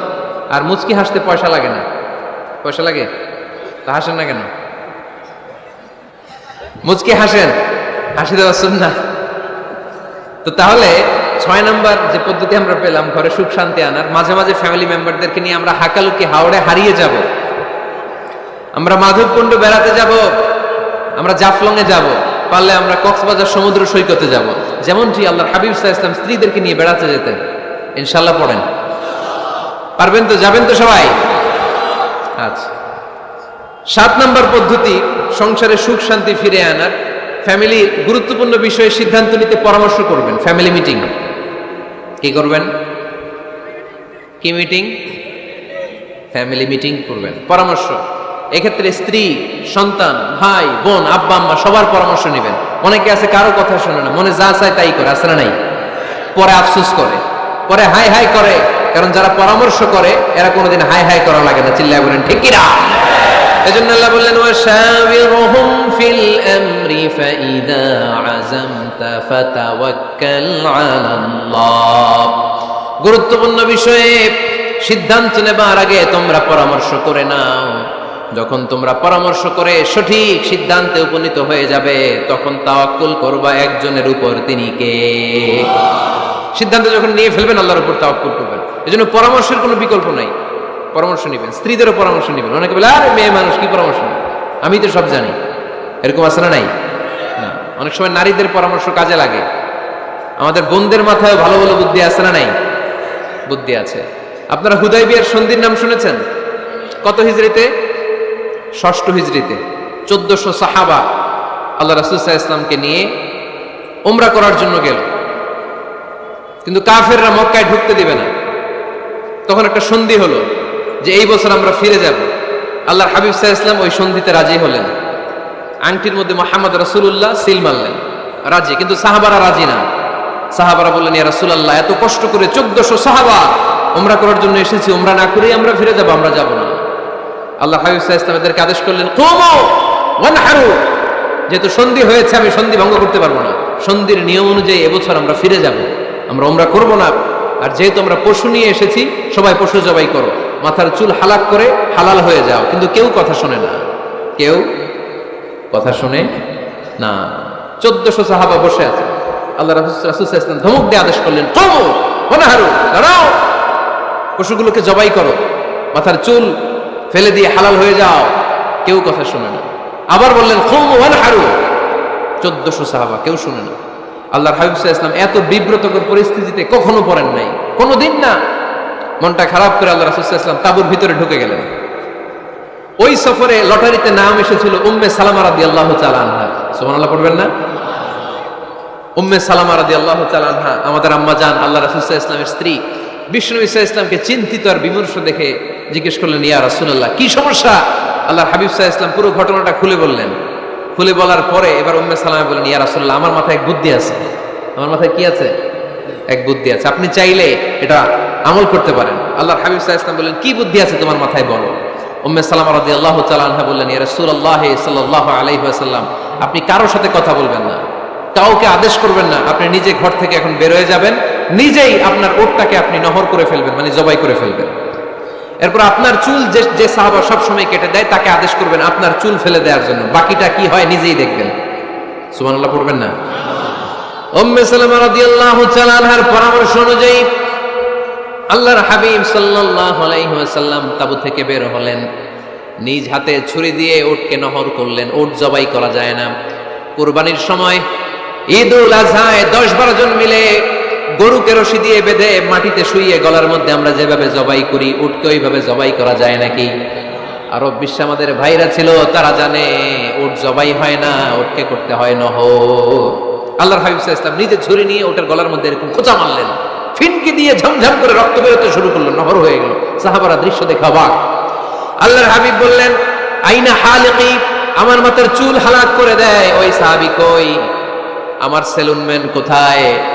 আমার বারবার কোথায়? আল্লাহর হাবিবের কথা শুনে বিশ্বনবীর ওই সাহাবী এসে দাঁড়িয়ে গেল। আল্লাহর হাবিব বলল, আমার মাথার চুল তুমি ফেলে দাও। ওই সাহাবী বিশ্বনবীর মাথার চুল ফেলে দিল। এই দৃশ্য দেখে 1400 সাহাবী ধৈর্য ধারণ করতে পারলো না, দাঁড়িয়ে থাকতে পারলো না। এই দৃশ্য দেখা মাত্র 1400 সাহাবী সবাই দাঁড়িয়ে নিজেদের পশু জবাই করে সবাই নিজেদের মাথা হালাক করে হালাল হয়ে গেল। আওয়াজ করে পড়েন আল্লাহু আকবার। The problem solved. কার পরামর্শে? কার পরামর্শে? স্ত্রীর পরামর্শে। আল্লাহর হাবিব সাল্লাল্লাহু আলাইহি ওয়াসাল্লাম কারোর সাথে কথা না বলে বের হয়ে নহর করলেন, নিজের মাথার চুল ফেলে দিলেন। এই দৃশ্য যখন সাহাবারা দেখলো যে নবী এটা করেছে, আর বসে থাকা যায় না। 3 বার আদেশ করার পরে আমরা অনেক আবেগ দেখিয়েছি, আর আবেগ নয়, আমার নবী যাই করেছে আমরা তাই করব। 1400 সাহাবা পশু জবাই করা শুরু করে দিল, মাথার চুল ফেলে দিয়ে হালাল হয়ে গেল। আওয়াজ করে পড়েন সুবহানাল্লাহ। তার মানে মাঝে মাঝে নারীদের পরামর্শেরও দরকার আছে না নাই? এজন্য একা একা সিদ্ধান্ত নেবেন না, নারীদের কাছ থেকে পরামর্শ নেবেন। আল্লাহর হাবিব সাল্লাল্লাহু আলাইহি ওয়াসাল্লাম নারীদের পরামর্শ গুরুত্ব দিয়েছেন। মাঝে মাঝে জুনিয়রদের পরামর্শ নিতে হয়, ছোট্ট বাচ্চাদের পরামর্শ নিতে হয়। ছোট্ট বাচ্চাদেরকে বোকা মনে করবেন না, ছোট্ট ছেলে মেয়েদেরকে বোকা ভাববেন না, ওদের মাথায় বুদ্ধি আছে। মাঝে মাঝে জুনিয়ররা সিনিয়রদেরকে হারায় দেয়, আছে না নাই? আল্লাহর হাবিব সাল্লাল্লাহু আলাইহি ওয়াসাল্লামের একটা বৈশিষ্ট্য ছিল, তিনি কিছু খেলে খাওয়ার পরে বন্টন করলে কোন দিক দিয়ে করতেন? আওয়াজ করে বলেন না। ডান দিক থেকে। একবার তিনি দুধ খেলেন, দুধ খেয়ে বন্টন করবেন, কিন্তু ডান দিকে দাঁড়িয়ে ছিল একটা ছোট্ট ছেলে আর বাঁ দিকে মুরব্বী সাহাবারা। আল্লাহর হাবিব সাল্লাল্লাহু আলাইহি ওয়াসাল্লাম এই ছোট্ট ছেলের কাছ থেকে অনুমতি চাইলেন। তার মানে ছোট্টদেরও পরামর্শের দরকার আছে না নাই? আল্লাহর হাবিব বললেন, আতাযানু লি আন উ'তিয়া হাউলা, আমার স্বভাব হলো খাবার বন্টনের সময় ডান দিক থেকে করি, কিন্তু এখন ডান দিকে তুমি ছোট্ট মানুষ, বাম দিকে বয়স্ক সাহাবারা, তুমি যদি অনুমতি দাও তোমার আগে বয়স্ক সাহাবাদেরকে দিয়ে আমি খাবার বিতরণ করতে চাই। ছোট্ট ছেলেটা বলল, ইয়া রাসূলুল্লাহ, লা উসিরু বিনাসিবি মিনকা আহাদান, আপনার এই বরকতের জিনিস আমি অন্য কাউরে দিতে চাই না, আমার ভাগেরটা আমি আগে খাইতে চাই। যেহেতু হিসাবে আমি পাই, আমার আগে দেন, আমি দিব না। সুবহানাল্লাহ পড়েন। সে যেহেতু রাজি হয় নাই, আল্লাহ রাসূল সাল্লাল্লাহু আলাইহি ওয়াসাল্লাম দিতেও পারে নাই। আল্লাহর হাবিব সাল্লাল্লাহু আলাইহি ওয়াসাল্লাম দুধের পেয়ালাটা মুরব্বীদের হাতে না দিয়ে ছোট্ট বাচ্চার হাতে তুলে দিয়েছে। চিল্লায় পড়েন আল্লাহু আকবার। তাহলে ছোট্ট বাচ্চাদের পরামর্শের দলিল আছে না নাই? আল্লাহ রাসূল সাল্লাল্লাহু আলাইহি ওয়াসাল্লাম একবার ওয়াজ করতেছেন, সহিহ বুখারীর বর্ণনা। আল্লাহর হাবিব সাল্লাল্লাহু আলাইহি ওয়াসাল্লাম বললেন, ইন্না মিনা শাজারি শাজারা, এক ধরনের গাছ আছে, লা ইয়াসকুতু ওয়ারাকুহা, যেই গাছের পাতা কোনোদিন ঝরে না, পাতা পড়ে না, একটা গাছ আছে। মাসালুহা কামাসালিল মুসলিম, এই পাতার দৃষ্টান্ত মুসলিমের দৃষ্টান্ত একই। হাদিসুনি মা হিয়া, দেখি তো কোন সাহাবী বলতে পারে এটা কোন গাছ? আল্লাহর হাবিব বললেন, এমন একটা গাছ আছে যেই গাছের কোনো পাতা ঝরে না। এই পাতার দৃষ্টান্ত, গাছের দৃষ্টান্ত, মুমিনের দৃষ্টান্ত একরকম। ফাহাদিসুনি মা হিয়া, কে আছো বলতে পারো এটা কোন গাছ? কেউ পারে না। সাহাবারা মনে করছে এটা মরুভূমির কোন একটা গাছ হবে। কেউ বাড়ির পাশে যে খেজুর গাছ আছে এটা খেয়াল করে নাই, সবাই চলে গেছে অন্য গাছের দিকে। ক্যাকটাস, গুলমলতা, মরুভূমির রেয়ার যে গাছগুলো আছে, দুর্লভ দুষ্প্রাপ্য গাছগুলো, তারা এক একজন একটার পর নাম বলতে আরম্ভ করলো। আল্লাহ রাসূল সাল্লাল্লাহু আলাইহি ওয়াসাল্লাম বললেন হয় নাই, একজন বলে একটা, আল্লাহর হাবিব বললেন হয় নাই। সবশেষে কেউ যখন পারে না, আল্লাহ রাসূল সাল্লাল্লাহু আলাইহি ওয়াসাল্লাম বললেন ইন্নাহা নাখলা, এটা খেজুর গাছ। এটা কি গাছ? সবাই বলেন কি গাছ? খেজুর গাছ। কেউ পারে নাই। ওয়াজ শেষ, নাসিহত শেষ, সবাই বাড়ি ফিরে যাচ্ছে। সাইয়েদনা ওমর ফারুক রাদিয়াল্লাহু তাআলা আনহু উনি ওনার ছেলে আব্দুল্লাহ ইবনে ওমরকে নিয়ে যাচ্ছে। আব্দুল্লাহ ইবনে ওমর হঠাৎ করে বললেন, আব্বা, আল্লাহ রাসূল যখন জিজ্ঞেস করেছিল এটা কোন গাছ, আমি কিন্তু জানতাম এটা খেজুর গাছ, আমি কিন্তু জানতাম। ওমর ফারুক বললেন, বলো নাই কেন? আব্দুল্লাহ ইবনে ওমর বলেন, আব্বা, আপনি পারেন না, আমার চাচা আবু বকর পারে না, মুরব্বী সাহাবারা কেউ পারে না, আমি মাঝখান দিয়ে কেমনে বেয়াদবি করি? সুবহানাল্লাহ পড়বেন না? ওমরে ফারুক বললেন, বলো কি? তুমি যদি আজকে বিশ্বনবীর সামনে উত্তরটা দিতে পারতা, আমার ছেলে উত্তর দিতে পেরেছে, এটা জেনে আমার বুকটা এত বড় হয়ে যেত। ও আব্দুল্লাহ, কেন তুমি বললা না? আজকে কেউ প্রশ্নের উত্তর করতে পারে নাই, তুমি যদি বিশ্বনবীর সামনে দাঁড়িয়ে প্রশ্নের উত্তর করতে পারতা, আমার বুকটা এত বড় হয়ে যেত। কেন বললা না? তুমি বললে আমি বড্ড খুশি হয়ে যেতাম। সুবহানাল্লাহ পড়েন। তার মানে মাঝে মাঝে জুনিয়ররা সিনিয়রদেরকেও হার মানায় দেয়, এরকম আছে না নাই? এজন্য পরামর্শ করবেন, অবশ্যই পরামর্শ করবেন। সাইয়েদনা ওমর ফারুক যখন খলিফা, তিনি মুরব্বীদের মিটিংয়ে একটা ছোট্ট বাচ্চাকে রাখতেন, অল্প বয়স্ক এক সাহাবী, ওই সাহাবীর নাম আব্দুল্লাহ ইবনে আব্বাস রাদিয়াল্লাহু তাআলা আনহু। মুরব্বীরা মনে কষ্ট পেলেন, কিরে, এই ছেলের সমান নাতি আছে আমার ঘরে, আমার নাতি আছে এই ছেলের সমান, এই ছেলেকে কেন রাখে? ওমর ফারুক বললেন, একদিন দেখাই দিব আপনাদেরকে কেন রাখি। ওমর ফারুক একদিন সবাইকে বললেন, ইদা জাআ নাসরুল্লাহি ওয়াল ফাতহ ওয়া রাআইতান নাস ইয়াদখুলুনা ফি দীনিল্লাহি আফওয়াজা। এটা কোন প্রেক্ষাপটে নাজিল হয়েছে আপনারা কে জানেন বলেন তো? এক সাহাবী বললেন, এই সূরা দ্বারা বোঝানো হয়েছে আমাদের যখন বিজয় অর্জিত হবে তখন যেন আমরা বেশি বেশি আল্লাহর প্রশংসা করি। ওমর ফারুক বললেন, উত্তর হয় নাই। আরেক বয়স্ক সাহাবী বললেন, আমাদেরকে রব্বুল আলামিন বড় বড় শহর বিজয়ের ব্যাপারে আদেশ দিয়েছে, এই সূরা দ্বারা আমি এটা বুঝেছি। ওমর ফারুক বললেন, হয় নাই। কেউ যখন উত্তর করতে পারে নাই, ওমর ফারুক বললেন, ও আব্দুল্লাহ ইবনে আব্বাস, তুমি এই সূরার ব্যাপারে কি জানো? আব্দুল্লাহ ইবনে আব্বাস বলেন, হুয়া আজালু রাসূলিল্লাহ, এই সূরা দ্বারা বিশ্বনবীর আগাম মৃত্যুকে বোঝানো হয়েছে। ইদা জাআ নাসরুল্লাহি ওয়াল ফাতহ, নবী হে, যখন বিজয় আসবে, আল্লাহর পক্ষ থেকে সাহায্য আসবে, ওয়া রাআইতান নাস ইয়াদখুলুনা ফি দীনিল্লাহি আফওয়াজা, আপনি দেখবেন দলে দলে বানের পানির মতো লোকজন কালিমার ছাতার নিচে প্রবেশ করতেছে। তো সবাই যখন কালিমা পড়ে মুসলমান হয়ে যাবে, সবাইকে মুসলমান বানানোই ছিল বিশ্বনবীর মিশন। মিশন যখন কমপ্লিট, নবী থাকার পৃথিবীতে আর দরকার নাই। এই সূরা দ্বারা আল্লাহ বুঝিয়েছেন বিশ্বনবী পৃথিবীতে আর বেশি দিন বেঁচে নাই। চিল্লায় বলেন ঠিক কিনা? ওমর ফারুক ডেকে বললেন, আব্দুল্লাহ, মারহাবা, মারহাবান বিকা ইয়া আব্দুল্লাহ ইবনে আব্বাস। ও আব্দুল্লাহ ইবনে আব্বাস, মাশাআল্লাহ তাবারাকাল্লাহ, কেউ সঠিক উত্তর না দিতে পারলেও তুমি সঠিক উত্তর দিয়েছো। তুমি এই সূরার ব্যাপারে যতটুকু জানো আমিও জানি ততটুকু। পড়েন সুবহানাল্লাহ। তুমি সঠিক উত্তর দিয়েছো। এই হাদিসগুলো প্রমাণ করে মাঝে মাঝে জুনিয়ররা সিনিয়রদেরকেও হারিয়ে দেয়। চিল্লায় বলেন ঠিক কিনা?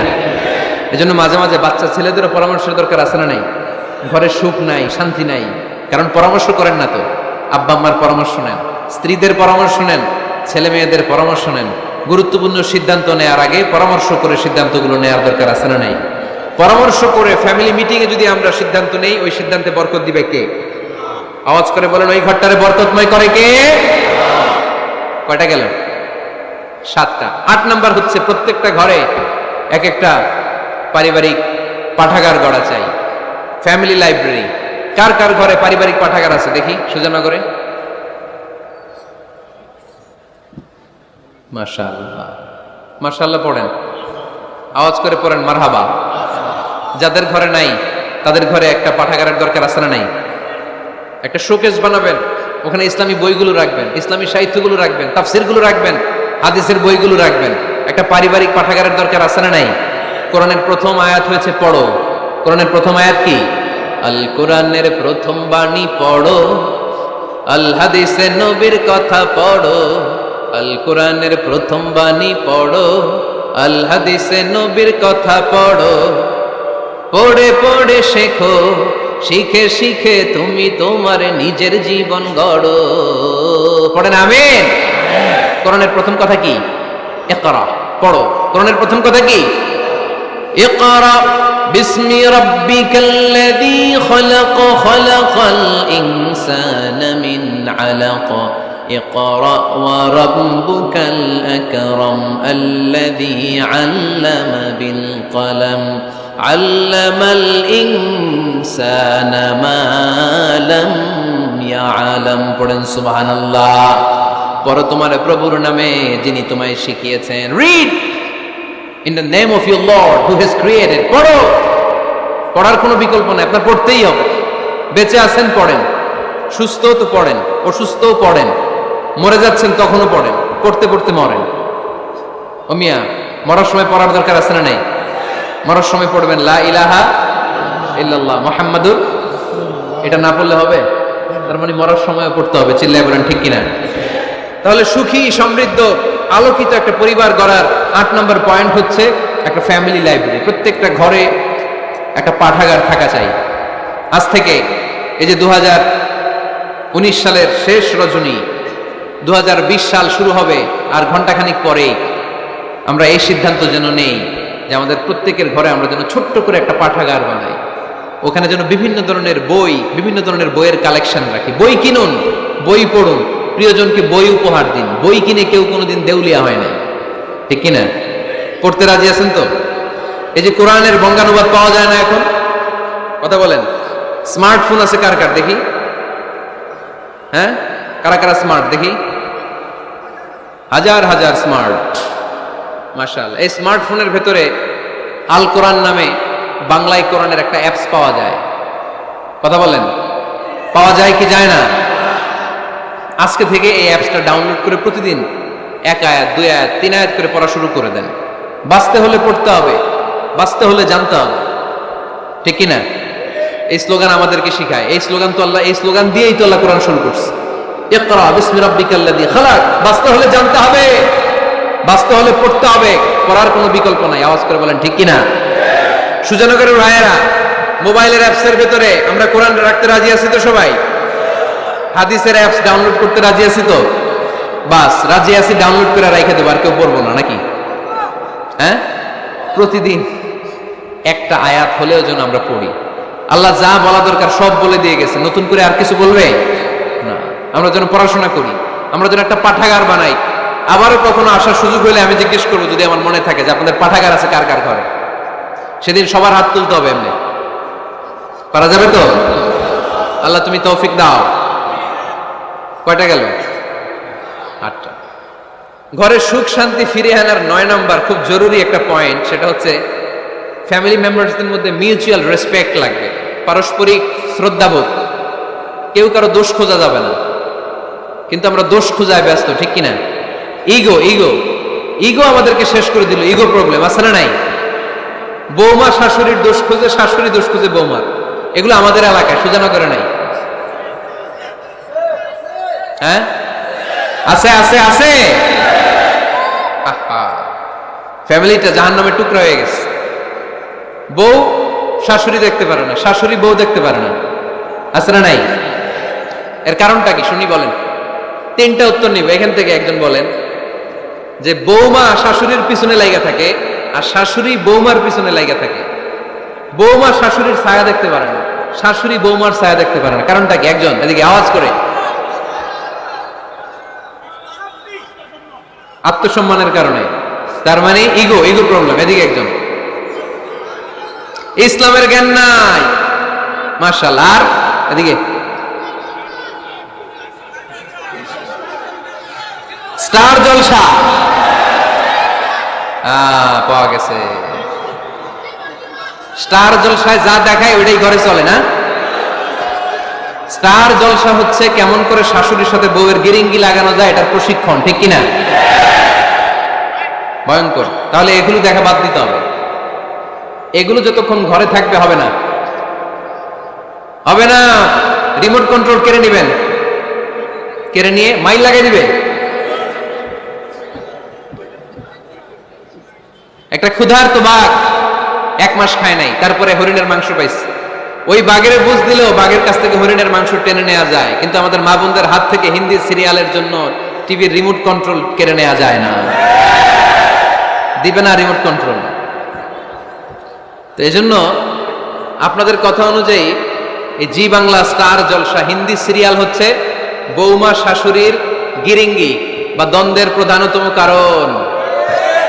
তাহলে হিন্দি সিরিয়ালকে ঝাড়ু পেটা করে বের করে দিতে হবে। এগুলোর সাথে মুসলিম পরিবারের কোনো সম্পর্ক। আরো কিছু কারণ আছে, এগুলো আমি বের করছি, শুনবেন। বৌমা শাশুড়ির এই ঝগড়ার প্রধান কারণ হচ্ছে জেনারেশন গ্যাপ, ঠিক কিনা? শাশুড়ি এক জেনারেশনের আর বৌমা আরেক জেনারেশনের। শাশুড়ি ভাবে একরকম, বৌমা ভাবে আরেক রকম। শাশুড়ি চায় বউর উপর খবরদারি করতে, বউ চায় শাশুড়ির উপর খবরদারি করতে। এই ডমিনেটিং এর কারণে কিলাকিলি আসে না নাই? এটা ঠিক না। আমার শাশুড়ি মায়েরা যারা আছেন, প্রথমে শাশুড়ি দিয়ে শুরু করি।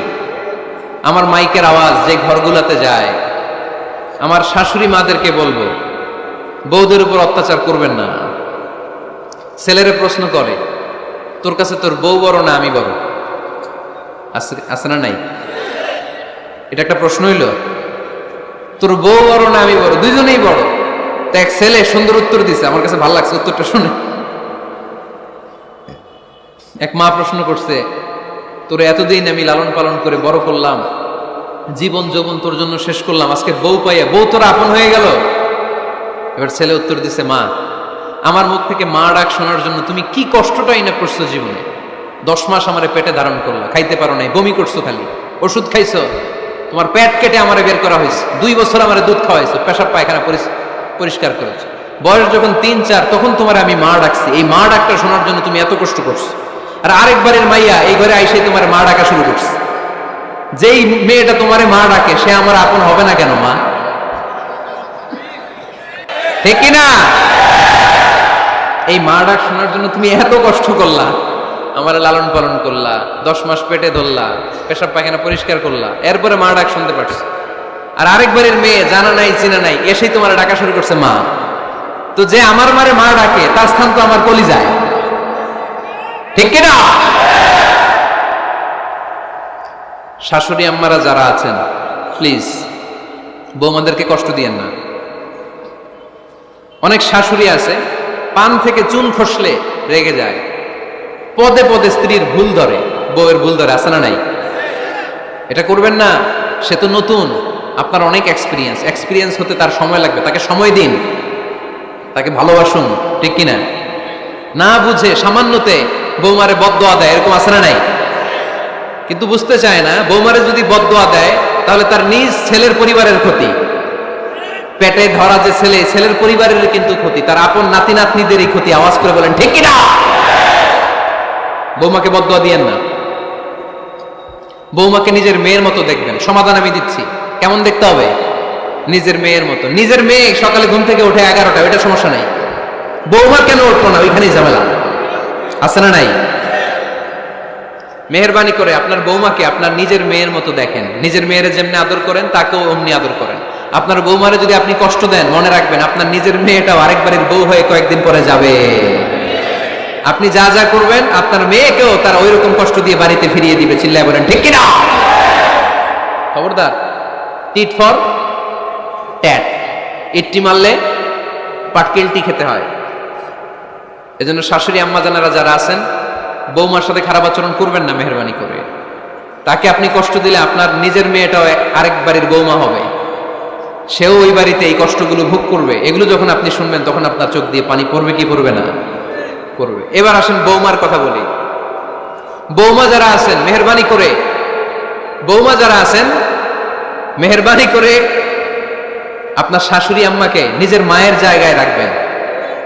আপনার বাড়ি ছেড়ে নতুন বাড়িতে আসছেন, তো এটাই তো আপনার বাড়ি। আপনার মা রেখে দিয়ে নতুন মা পাইছেন, এটাই তো আপনার মা। তো ওনাকে মায়ের জায়গায় বসাতে আপনার সমস্যাটা কোথায়? বৌমারা খেয়াল রাখবেন, আপনি আপনার শাশুড়ির সাথে যে আচরণটা করতেছেন, আপনার শেষ বয়সে আপনার ছেলের বিয়ে দেওয়ার পরে যে বৌমাটা আসবে ওই আচরণই আপনাকে ফিরিয়ে দিবে। The nature has its own return.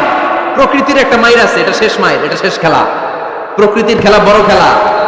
আপনি আপনার শাশুড়ির সাথে যে আচরণ করবেন, আপনার শেষ বয়সে আপনি একদিন শাশুড়ি হবেন, এটা মাথায় রাখবেন। ওই আচরণই আপনি ফিরে পাবেন। আওয়াজ করে বলতে হবে ঠিক কিনা? এজন্য 9 নম্বর পয়েন্টস হচ্ছে মিউচুয়াল রেসপেক্ট। সবাই যেন সবাইকে ভালোবাসি। দোষ ছাড়া মানুষ নাই, সবার দোষ আছে। আমরা যেন একে অন্যের দোষ না খুঁজি।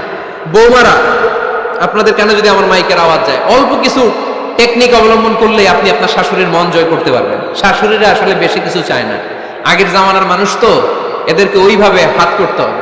মাঝে মাঝে একটু শাশুড়ির মাথায় তেল দিয়ে দিন, চুলে তেল দিয়ে দিবেন আর কি, মাঝে মাঝে চুল আশ্রয় দিবেন, এগুলো কিন্তু খুব পছন্দ করে শাশুড়িরা। ওনার প্রেশারটা একটু মেপে দিবেন, ডায়াবেটিক্সের ওষুধটা খাইলো কিনা সময় মতো খোঁজ নিবেন, কি পছন্দ করে খেতে একটু রান্না করে দিবেন। যেই বক্তার ওয়াজ শুনতে পছন্দ করে ওই বক্তার ওয়াজগুলো ডাউনলোড করে শাশুড়ি আম্মাকে দিবেন, ইসলামী বই দিবেন। দেখবেন বয়স্ক নারীরা মাহফিল যেতে খুব পছন্দ করে, ওয়াজ শুনতে খুব পছন্দ করে, নবীদের কাহিনীগুলো শুনতে পছন্দ করে। বসায় বসায় একটু কাহিনীগুলো শোনাবেন। বাইরে বেরোলে জিজ্ঞেস করেন, আম্মা আপনার কিছু লাগবে কিনা। আরেকটা টিপস আছে, চুল যখন আশ্রাবেন আর শাশুড়ির মাথায় যখন তেল দিয়ে দিবেন তখন অতীতের কথা জিজ্ঞেস করেন, দেখবেন অতীতের স্মৃতিতে হারিয়ে গিয়েছে আপনার শাশুড়ি। কি জিজ্ঞেস করবেন জানেন? জিজ্ঞেস করবেন, আম্মা জান মুক্তিযুদ্ধের সময় আপনার বয়স কত ছিল? ওই সময় মুক্তিযুদ্ধের সময় আপনাদের এলাকায় কি কি হয়েছিল মা? আরেকটা প্রশ্ন করবেন, মা বিয়ের সময় আপনি কেমন ছিলেন? ওই দিন দেখবেন বুড়ি আর বুড়ি নাই, জুয়ান হয়ে গেছে। ওই দিন বলবে, মা আমি অনেক সুন্দরী ছিলাম, আমার মাথায় অনেক চুল ছিল, আজকে নাই। আমগো গ্রামে আমার সাথে সুন্দরী মাইয়া ছিল না। অতীতের স্মৃতিতে, স্মৃতি হাতড়াতে হাতড়াতে তিনি হারিয়ে যাবেন। জিজ্ঞেস করবেন যে, মা শীতকালে আপনাদের দেশে কি পিঠা বানাতেন, আপনি যখন ছোট ছিলেন আপনার বাপ চাচারা কি করতো? এগুলো জিজ্ঞেস করলে উনি স্মৃতির পাতা হাতড়াতে হাতড়াতে চোখ দিয়ে দাঁড় দাঁড় করে ওনার পানি ঝরতে শুরু করবে। আপনার জায়গায় ওনার হৃদয়ের মনি কোঠায় এমন জায়গায় পৌঁছবে আপনার ছাড়া উনি কিছুই বুঝবে না।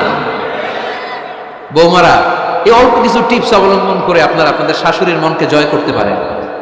শাশুড়ি বৌমার দ্বন্দ্ব আমরা চাই না, আমরা চাই শাশুড়ি বৌমাকে নিজের মেয়ের মতো জানো, আর বৌমার শাশুড়িকে আপন মায়ের মতো ভালোবাসুক, ঠিক কিনা? এই মিউচুয়াল রেসপেক্টই পারে শাশুড়ি বৌমার দ্বন্দ্বকে দূর করতে আর ঘরটারে শান্তি টুকরা বানাতে। আওয়াজ করে বলেন ঠিক কিনা? কয়টা গেল? আর আছে কয়টা? দোয়া করবেন একে অপরের জন্য। দোয়া সাইয়েদনা ইব্রাহিম ফ্যামিলির জন্য দোয়া করতেন, রব্বি জাআলনি মুকিমাস সালাতি ওয়া মিন যুররিয়াতি রব্বানা ওয়া তাকাব্বাল দুআ। ও আল্লাহ আপনি আমার নামাজ কায়েমকারী বানান, আমার কলিজার টুকরা সন্তান ইসমাইলকেও নামাজ কায়েমকারী বানান, আমার দোয়াটা আপনার দরবারে আপনি কবুল করে নেন। সুবহানাল্লাহ পড়েন। রব্বানা ইন্নী আসকানতু মিন যুররিয়াতি বিওয়াদিন গায়রি যী যারইন ইনদা বাইতিকাল মুহাররাম। ও আল্লাহ আমার সন্তান সন্ততি, আমার ফ্যামিলিকে ধুধু মরুপ্রান্তর এই উপত্যকার মধ্যে তোমার কাবা ঘরের সামনে রেখে গেলাম, তাদেরকে তুমি নামাজ কায়েমকারী বানিয়ে দিও।